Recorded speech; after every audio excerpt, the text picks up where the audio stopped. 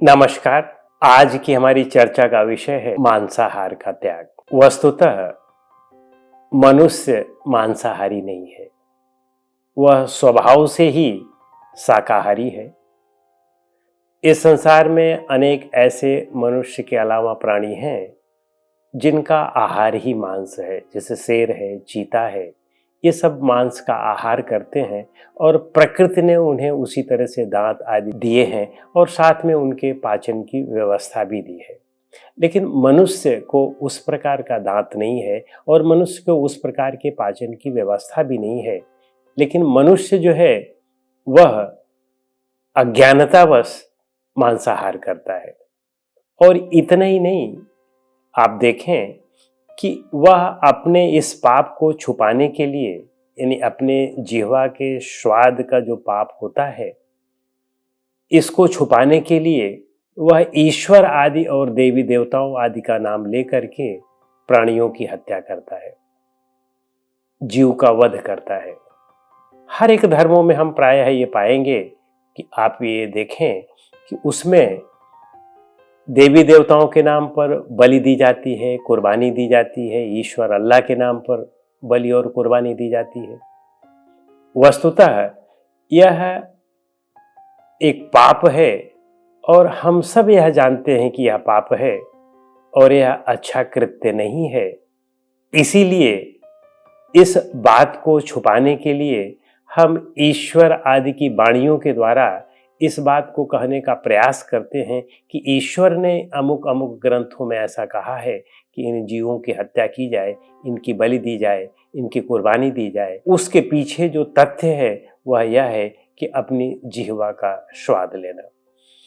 यह एक पाप है और इस पाप से हम बच नहीं सकते हैं। जिसके भी मांस को हम खा रहे हैं, निश्चित रूप से इस जीवन में कर्म की व्यवस्था है, इस संसार में कर्म का सिद्धांत कार्य करता है। आज हम जिनका मांस खा रहे हैं वे कल या अगले जन्म में या इसी जन्म में हमारा भी मांस खाएंगे और उसी तरह से हमें भी पीड़ा देंगे। यह तो प्रकृति का नियम ही है कि हम जैसा करते हैं वैसा ही हमें मिलता है। तो इसलिए सावधानी पूर्वक हम इस बात का ध्यान रखें कि किसी भी पुस्तक के बहकावे में, धर्म ग्रंथ के बहकावे में ना आए, किसी भी व्यक्ति के बहकावे में ना आए, किसी भी ईश्वर या अल्लाह इसके बहकावे में ना आए।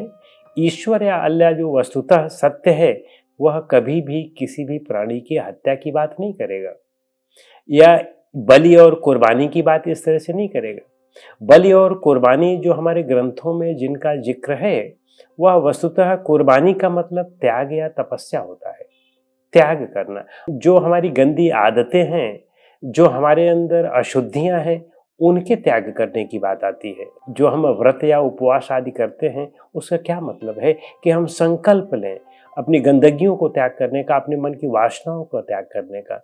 जो काम, क्रोध, मद, लोभ, ईर्ष्या, द्वेष, मत्सर, राग और द्वेष आदि हमारे अंदर घर कर गए हैं, जो हमें हर समय पीड़ित करते रहते हैं, जो हर समय हमें दुखी करते रहते हैं, जो हमारे सबसे बड़े शत्रु हैं, इन शत्रुओं को मारने के लिए हमारे यहाँ धर्म ग्रंथों में कुर्बानी आदि की बात की गई है, न कि उन बाहर के प्राणियों को मारने के लिए।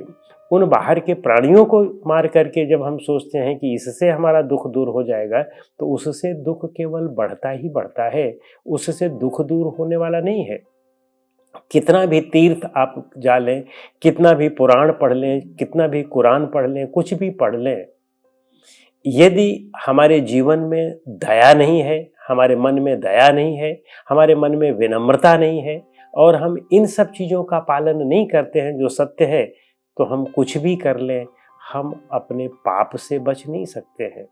और वह पाप हमें आज नहीं तो कल उसका परिणाम मिलना ही मिलना है। तो इसलिए इस बात का हमें ध्यान रखना चाहिए कि हम इन प्राणियों का, जो प्राणी निर्बल हैं, उनकी हत्या न की जाए। उनको बांध करके जिस तरह से हम मार करके उनके मांस को खाते हैं या बलिदान करते हैं, यह कितना अहितकर है। आप सोचें कि यदि हमें भी कोई इस तरह से बांध करके मारे तो हमें कैसा लगेगा। और वे तो निरीह प्राणी हैं। मनुष्य तो इतना गंदा प्राणी है कि वह मनुष्य को भी मार करके खा जाए, लेकिन अब यह है कि मनुष्य थोड़ा सा सबल होता है, उसको मारना इतना सरल नहीं है, नहीं तो वह उसको भी मार करके उसकी भी मांस को खा जाए। इसीलिए मनुष्य की मांस को खाना वर्जित कहा गया है, क्योंकि मनुष्य सबल है, वह ऐसे जल्दी से नहीं मारने देगा अपने आप को। इस वजह से मनुष्य के मांस को निषिद्ध किया गया है। बाकी अन्य प्राणियों के मांस को खाना जो है वह निषिद्ध नहीं है कि उसमें आप किसी को भी मार करके, ऊंट हो, बैल हो, सुअर हो, बकरी हो, मुर्गी हो, मुर्गा हो, इन सब को मार करके हम खाते रहते हैं। हमें इनसे बचना चाहिए और इनसे बच करके अपने जीवन को सत्य की ओर ले जाना चाहिए, जिसमें दया हो, जिसमें प्रेम हो, अहिंसा हो, सत्य हो, उसका पालन करें और अपने मन के विकारों को मारें।